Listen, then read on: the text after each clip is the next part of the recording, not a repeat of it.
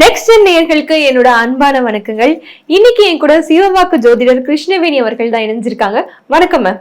வணக்கம், நமஸ்காரம்மா. எப்படி மேம் இருக்கீங்க? நல்லா இருக்கேங்கம்மா. மேம், எல்லாருமே நம்ம சேனல்லே பாத்தீங்கன்னா குரு பேச்சு சனி பேச்சுன்னு ஆரம்பிச்சு இப்போ சனி வக்ரத்துக்கு வந்து நிக்கிறோம். ஏன் திருப்பியும் இந்த சனி வக்ரத்துக்கு அவ்வளவு முக்கியத்துவம் கொடுக்கணுமா மேம்?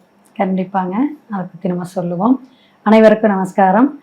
ஓம் பூச்சியாய ராகவேந்திராய சத்திய தர்ம ரதாய சுபஜத்தாம் கல்ப விருஷாய நமதாம் காமதேனி. ஸ்ரீ ராகவேந்திரருடைய பொற்பாதம் தொட்டு வணங்கி குரு வாழ்க, குருவே துணை.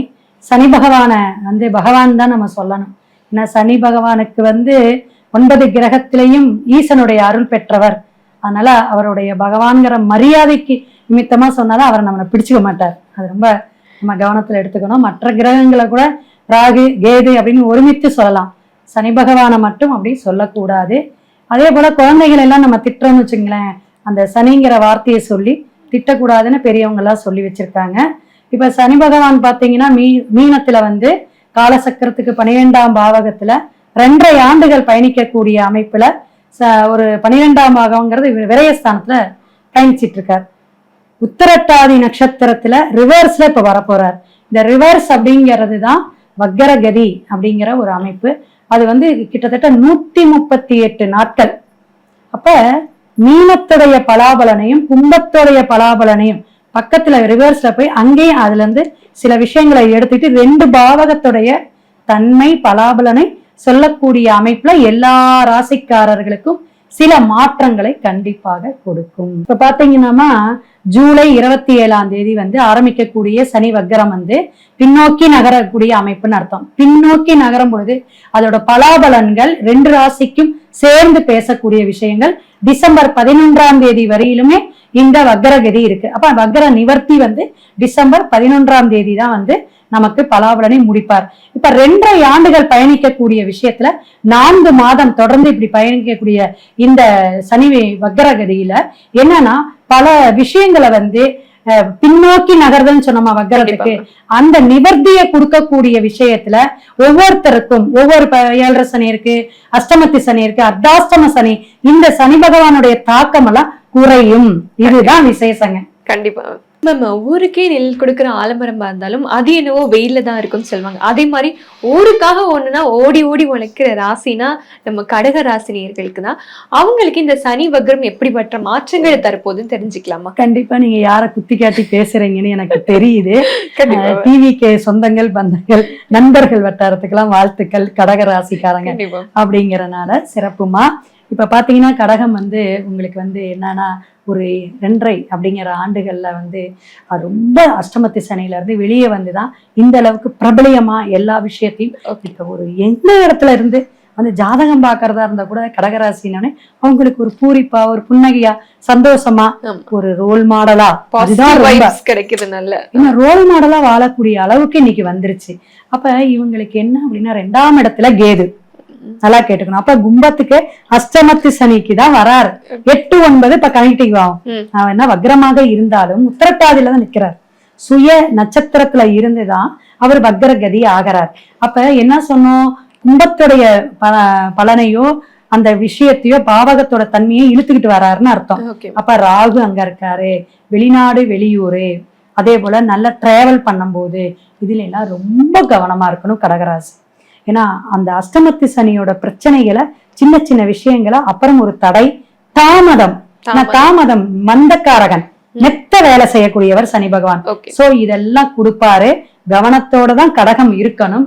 ஆனாலும் இவங்க செஞ்ச தானம் தர்மமோ அல்லது நல்ல பேர் இந்த பிரபஞ்சத்துல பேசிக்கிட்டே இருப்போம், இவங்க நல்லா இருக்கணும், இவங்க இப்படி இருக்கணும். இப்ப பாருங்க, பிறந்த நாளுக்கெல்லாம் அத்தனை விசேஷமா நம்ம அபிஷேகம் பண்ணோம், அர்ச்சனை பண்ணணும், நிறைய ஒரு பாசிட்டிவ் ஒருத்தங்க மேல சொல்ல சொல்ல ஆட்டோமேட்டிக்கா அவங்களுடைய நெகட்டிவ் எல்லாம் போயிரும். பிரபஞ்சத்தோட நல்ல விஷயத்தோட அவங்க இணங்கி நடக்க ஆரம்பிச்சிருவோம்.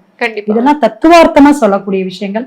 அதனால அவங்களுடைய புண்ணியம் நல்லாக இருந்தா எந்த பாதிப்பும் வராதுமா. கண்டிப்பா மேம். நீங்க சொன்ன மாதிரி அவங்களுக்கு பினான்ஸ் புகழ் எல்லாமே கிடைச்சாலும் மனசுக்குள்ள ஒரு நிம்மதி சலனம் எப்பவுமே இருந்துட்டு இருக்கும் அவங்களுக்கு. சோ அவங்களுக்கு இந்த சனி வக்ரம் எந்த மாதிரி இருக்குமா? சரியா சொன்னீங்க. ஏன்னா அந்த சலனம் சொல்றோம்ல, ஏன்னா நிறைய கற்பனை சக்தி, நிறைய மன சஞ்சலம் உள்ளுக்குள்ளாரையே போட்டு புழுங்கறக்கூடிய அமைப்புல உறவு வழியிலேயோ உறவினர் வழியிலேயோ ரத்த பந்தத்திலேயோ ஒரு பிரேக் இருந்துகிட்டே இருக்கும் கடகராசி. ஏன்னா அந்த சந்திரன்கிற அதிபதி அவ்வளவு வேலையை கொடுப்பார். குரு உச்சம் பெற்று இருக்கிறாருமா, அது ஒரு விசேஷம் அல்ல. அதனால குழந்தைகள்னால லாபம், குழந்தைகள்லாம் நல்லா படிக்கிறது, நல்லா அவங்களுக்கு வேலை கிடைக்கும், இவங்களுடைய பிளஸிங் குழந்தைகளுக்கும் போய் சேரும், முன்னோர்களுடைய சாபக்கேடு நிவர்த்தி ஆகும்.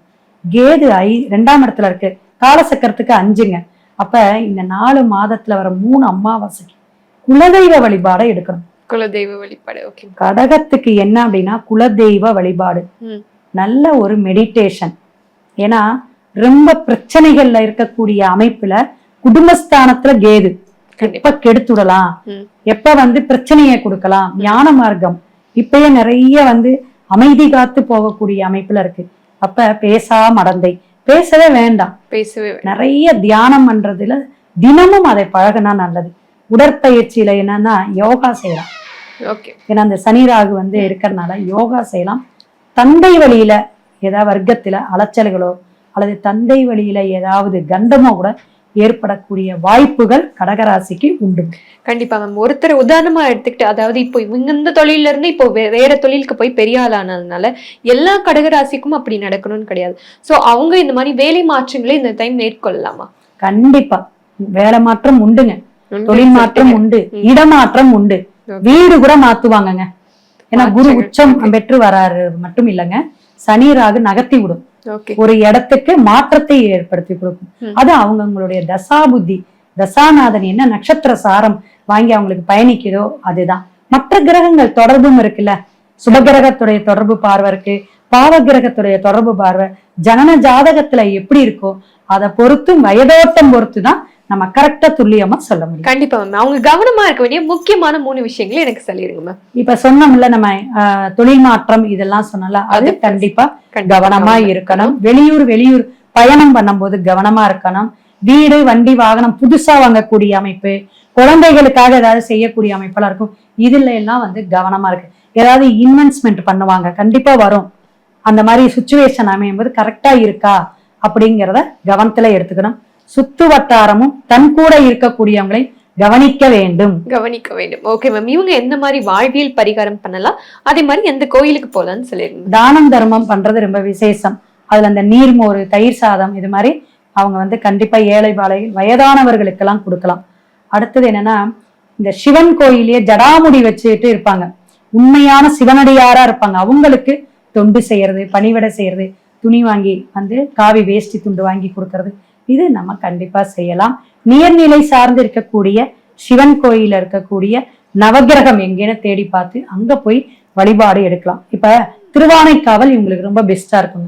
திங்கட்கிழமை அல்லது சனிக்கிழமை போய் நவகிரகத்தை வழிபாடு எடுத்துட்டு சிவனையும் பார்த்துட்டு வரலாம். கண்டிப்பா. நீங்களும் தாயுள்ளம் கொண்ட கடகராசினியர்களா இருந்தா கண்டிப்பா கமெண்ட் பண்ணிருங்க, நானும் தெரிஞ்சுக்கிறேன். நன்றி மேம். வாழ்த்துக்கள் மேம்.